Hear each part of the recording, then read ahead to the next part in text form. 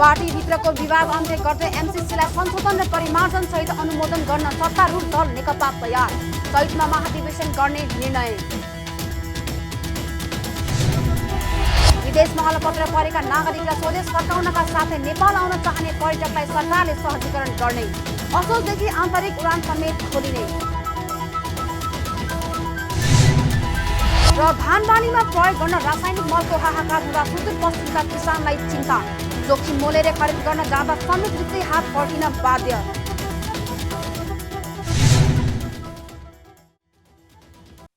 हामी छौं पल पल तपाईसँग,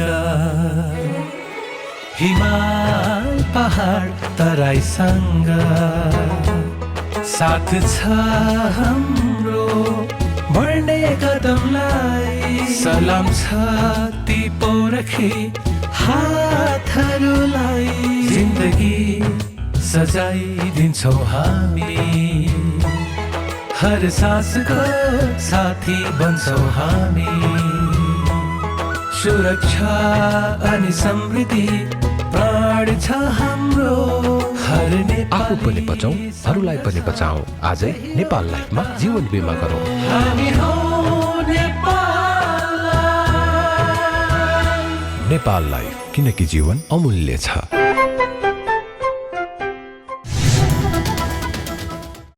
नमस्कार, कारोबार समाचारमा स्वागत छ। अब समाचार विस्तारमा। सत्तारूढ नेपाल कम्युनिस्ट पार्टी नेकपाले मिलेनियम च्यालेन्ज कर्पोरेसन एमसीसीलाई संशोधन र परिमार्जन गरेर अनुमोदन गर्ने निर्णय गरेको छ। शुक्रबार प्रधानमन्त्री निवास बालुवाटारमा बसेको स्थायी कमिटीको बैठकले यस्तो निर्णय गरेको हो। संशोधन कुन कुन विषयमा गर्ने भन्ने वरिष्ठ नेता झलनाथ खनाल नेतृत्वको कार्यदलले दिएको सुझाव अनुसार पार्टीमा छलफल गरेर निर्णय गर्ने उल्लेख गरिएको छ। यस्तै बैठकले केपी शर्मा ओली सरकार र पुष्पकमल दाहाल कार्यकारी अधिकारी सहित पार्टी सञ्चालनमा केन्द्रित हुने प्रस्ताव समेत पास गरेको छ। बैठकमा वरिष्ठ नेता झलनाथ खनाल र माधव कुमार नेपाल सहित 13 जना नेताले राखेका सुझावलाई समेत समेटेर प्रस्ताव पारित गरेको छ, जस अनुसार सरकारको दैनिक कार्यमा पार्टीले हस्तक्षेप नगर्ने तर आधारभूत विषयमा पार्टीमा परामर्श गरेर मात्र निर्णय लिने उल्लेख छ। साथै बैठकले आगामी चैत्र 25 देखि 30 गतेसम्म महाधिवेशन गर्ने निर्णय समेत गरेको छ। त्यसको तयारीका लागि कार्तिकमा केन्द्रीय कमिटीको बैठक बोलाउने निर्णय समेत भएको छ। विश्वव्यापी आर्थिक स्वतन्त्रताको सूचकाङ्कमा नेपाल 1 अङ्कले उक्लिएको छ। विश्वको आर्थिक स्वतन्त्रता सम्बन्धी प्रतिवेदन 2020 अनुसार सन् 2010 मा 110औं स्थानमा रहेकोमा उक्लिएर 109 स्थानमा पुगेको हो। तर सन् 2018 मा भने नेपाल 102औं स्थानमा पुगेको थियो। 162 राष्ट्रमा आर्थिक स्वतन्त्रता नेटवर्कले सरकारको आकार, कानुनी संरचना र सम्पत्ति अधिकारको सुरक्षा, स्वस्थ सबल पैसाको पहुँच, अन्तर्राष्ट्रिय स्तरमा व्यापार गर्न स्वतन्त्रता तथा ऋण, श्रम र व्यापारको नियमन जस्ता 5 सूचकका आधारमा प्रतिवेदन तयार गर्ने गरेको छ। क्यानाडा फ्रेजर इन्स्टिच्युटको सहयोगमा समृद्धि फाउन्डेसनले गरेको अध्ययनका विभिन्न सूचकाङ्कको आधारमा नेपालको अवस्था यस्तो देखिएको छ। दक्षिण एसियाका 6 राष्ट्रमध्ये नेपालको अवस्था चौथो स्थानमा रहेको छ।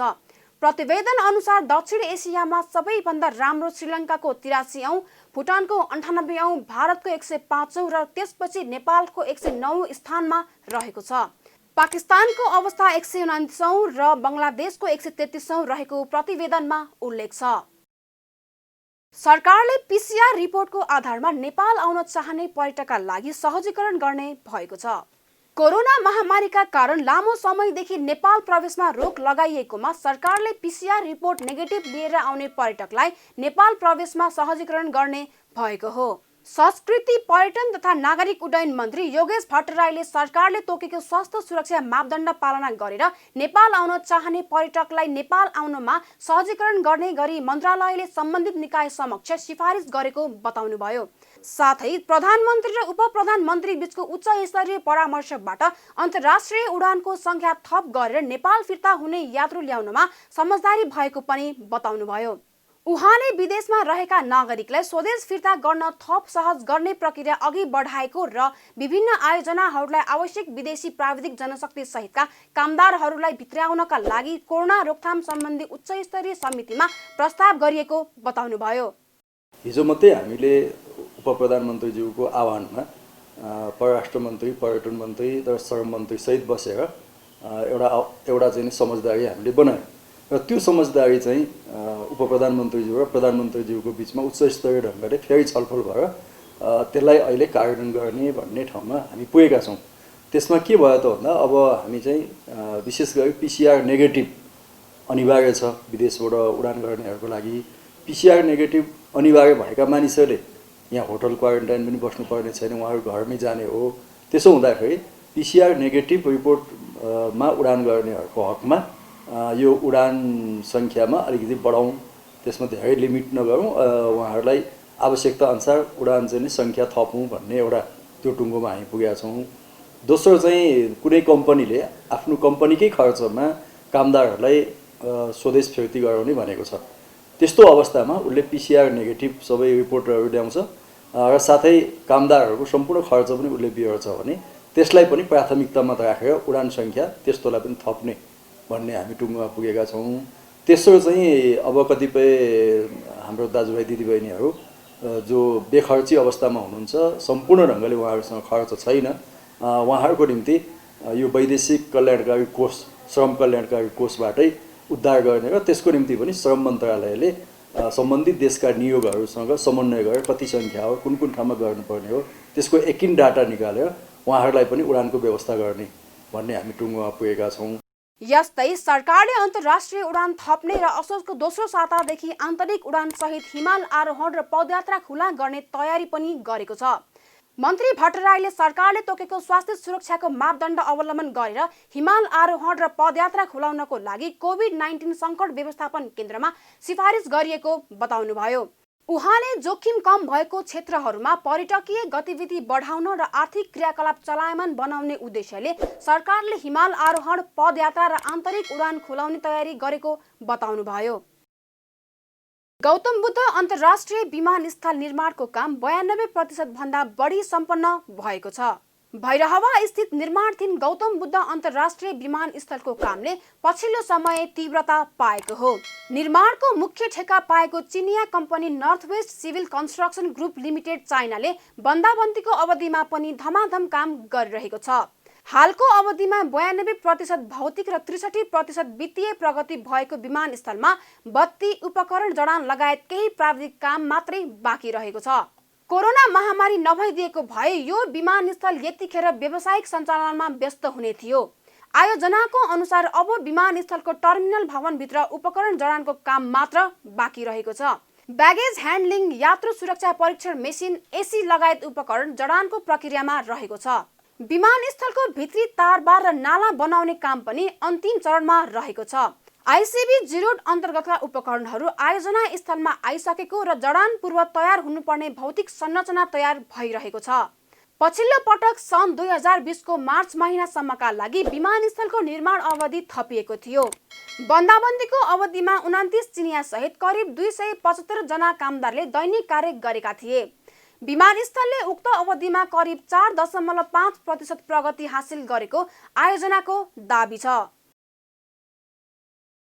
काठमाडौँ महानगरपालिकाले फुटपाथ र ठेलाको व्यापारमा पूर्ण प्रतिबन्ध लगाउन जिल्ला प्रशासन कार्यालय काठमाडौँलाई ध्यानाकर्षण गराएको छ। महानगरपालिकाकी उपप्रमुख हरिप्रभा खड्गीले शुक्रबार काठमाडौँका प्रमुख जिल्ला अधिकारी जनक राज दाहाललाई पत्र लेखी फुटपाथ तथा ठेला व्यापारमा पूर्ण प्रतिबन्ध लाग्ने गरी पुनः निषेधाज्ञाको आदेश जारी गर्न ध्यानाकर्षण गराउनु भएको हो। यसअघि काठमाडौँ उपत्यकाको निषेधाज्ञामा बन्द गरिएको फुटपाथ तथा ठेलाको व्यापार भदौ 24 गतेदेखि खुल्ला गरिएको थियो। तर उपप्रमुख खड्गीले आदेश जारी भएको 2 दिन बित्न नपाउँदै ती व्यापारले शहर तथा समुदाय तहमा कोरोना संक्रमण फैलिने जोखिम थप बढ्ने भन्दै ध्यानाकर्षण पत्र बुझाउनु भएको हो। यस्तो व्यापारमा सहभागी हुनेहरूले स्वास्थ्य सुरक्षा अपनाउने न्यून सम्भावना रहेको तथा सोको अनुगमनमा समेत समस्या हुने उहाँको ठहर छ। साथै कन्ट्याक्ट ट्रेसिङ समेत गर्न नसकिने भन्दै उहाँले फुटपाथ तथा ठेला व्यापार नियन्त्रण गर्ने महानगरपालिकाको नीति रहेको समेत जनाउनु भएको छ। पछिल्लो समय काठमाडौँ उपत्यका लगायत मुलुकभर कोरोना संक्रमितको संख्या उच्च हुँदै गएको छ। गएको 24 घण्टामा मुलुकभर 10,701 जनाको PCR परीक्षण गर्दा 1,454 जनामा संक्रमण देखिएको छ। जसमध्ये काठमाडौँ उपत्यकामा मात्रै 696 जनामा संक्रमण देखिएको छ।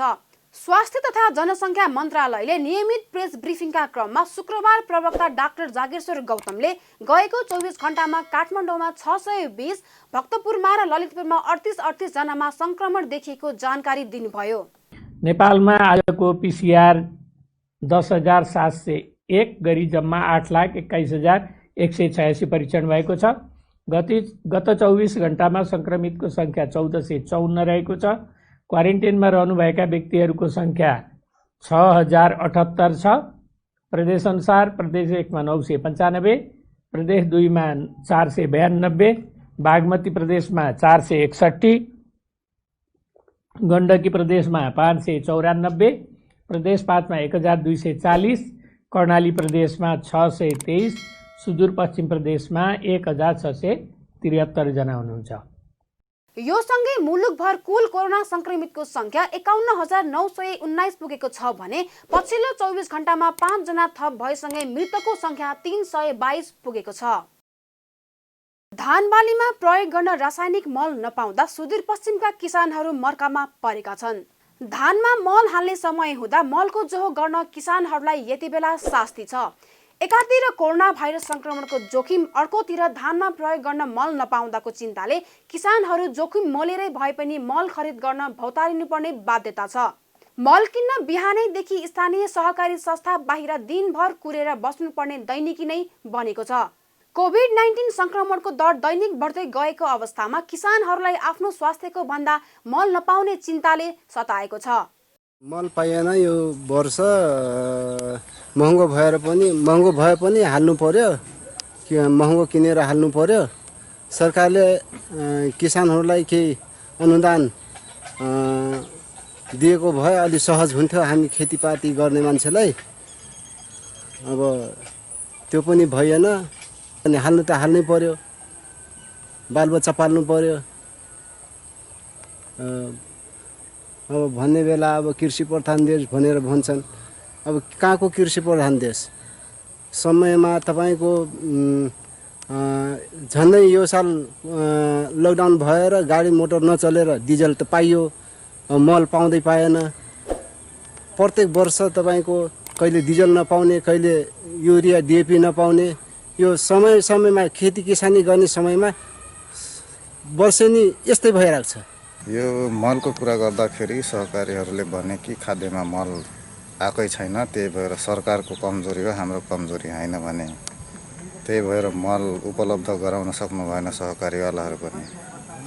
अब त्यो मल उपलब्ध गराउनलाई सरकारले टाइममै मलहरू पठाइदिएको भए यो सालको धान राम्रो फल्थ्यो। अब मल उपलब्ध नगराइदिएर यहाँ मलको अभावमा धान पनि कम फल्न सक्ने स्थिति देखिरहेछ यो साल। अहिले मल आपूर्ति गरिरहेका कुनै निकायमा मलको मौजात छैन। साल ट्रेडिङ कर्पोरेसन धनगढीका कार्यालय प्रमुख केशव प्रसाद पाण्डेले साल ट्रेडिङले आपूर्तिको 30% जिम्मा पाए पनि अहिले धनगढी शाखामा मलको मौजात शून्य भएको बताउनुभयो। उहाँले वीरगञ्जमा 34,000 मेट्रिक टन युरिया आएको र त्यसमध्ये 10% 3,200 मेट्रिक टन सुदूरपश्चिम प्रदेशको लागि छुट्याइएको बताउनुभयो। उक्त मल अहिलेसम्म 700 मेट्रिक टन मल आइसकेको र बाँकी मल आउने क्रममा रहेकाले किसानलाई सकेसम्म सहज वातावरणमा मल उपलब्ध गराउन लागि बताउनुभयो। साल ट्रेडिङ कर्पोरेसन लिमिटेडलाई चाहिँ 30% र कृषि सामग्री कम्पनीलाई 70% कोटा छुट्याइएको छ र कुल आयातको 10% चाहिँ सुदूरपश्चिम प्रदेशमा आउँछ भन्दाखेरि साल ट्रेडिङ कर्पोरेसन लिमिटेडको भागमा 1 लाख मेट्रिक टन चाहिँ हाम्रो कोटा परेको छ। त्यसमध्ये 10,000 मेट्रिक टन चाहिँ हाम्रो यहाँ आउँछ। अहिले यसपालि के भयो भनेदेखि जुन युरिया चाहिँ हाम्रो करिब 22,000 मेट्रिक टन यो कलकत्ता बन्दरगाहमा यो चैत महिनामा नै आइसकेको हो। तर त्यो के भने कोभिडको कारणले गर्दाखेरि विभिन्न अब त्यहाँ समस्या भयो, के मजदुरमा पनि समस्या भयो, धेरै समस्याको कारणले गर्दाखेरि अहिले यो ढिलो भयो र अहिले चाहिँ जुन हामी कहाँ वीरगञ्जमा 32,000 मेट्रिक टन युरिया अहिले आइरहेछ। त्यसको चाहिँ 10% अर्थात् 3200 मेट्रिक टन चाहिँ सुदूरपश्चिम प्रदेशलाई छुट्याइएको छ र त्यसमा पनि कैलालीको लागि 2505 मेट्रिक टन चाहिँ हाम्रो कोटा निर्धारण भएर त्यो आउने क्रम जारी छ।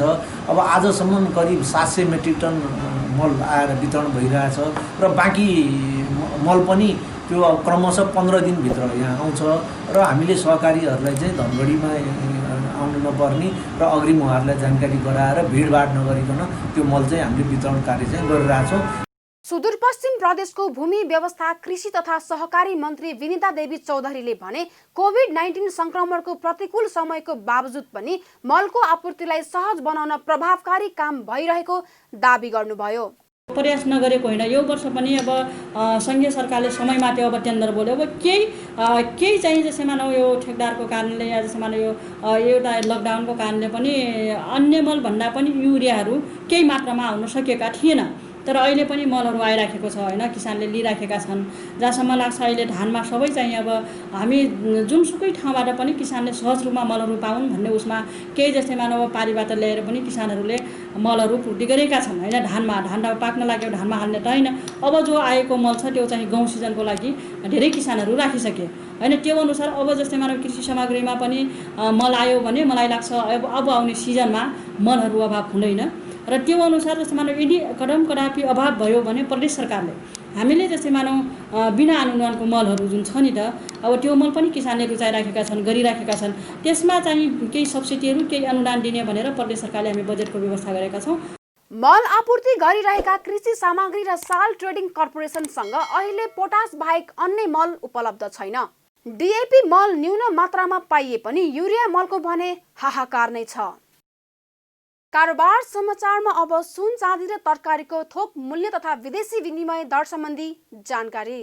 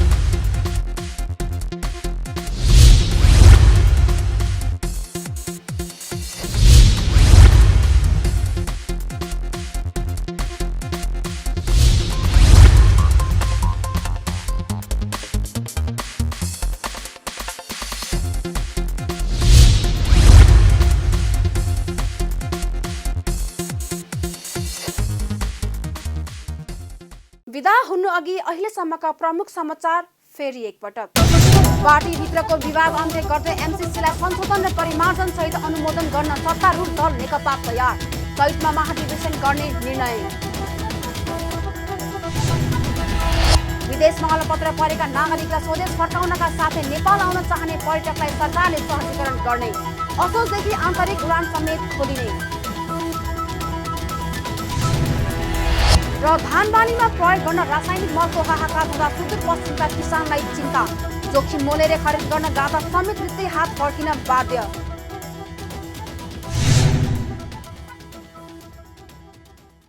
कारोबार समाचार सकियो। हामीलाई बिदा दिनुहोस्। नमस्कार।